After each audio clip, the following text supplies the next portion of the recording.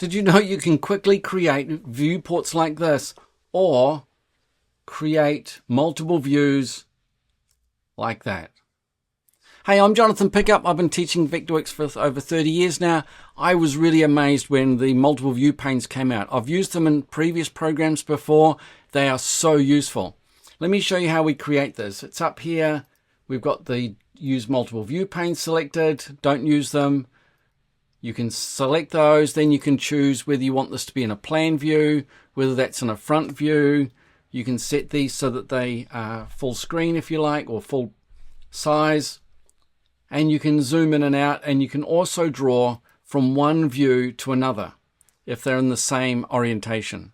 Now, if you're doing commercial work, that is fantastic because you can zoom into different parts of your building and draw from one area to the other. I've used it in big projects before. It is such a time saver.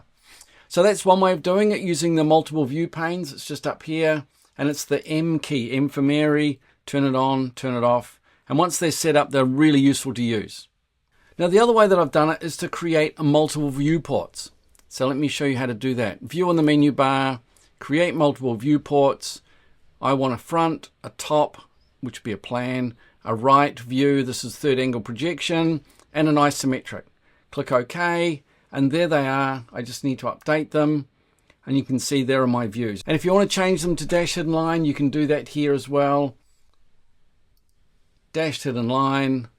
Update those, and there's the updated views. So that's just a quick way to have a look at that. If you want to learn more about Vectorworks, if you want to learn how to change from the learning to actually implementation, that's my speciality, making sure that we take the learning that you've got and we implement it in your practice. Hey, if you want to join me, school.com, I'll put a link in the description. Thanks for watching.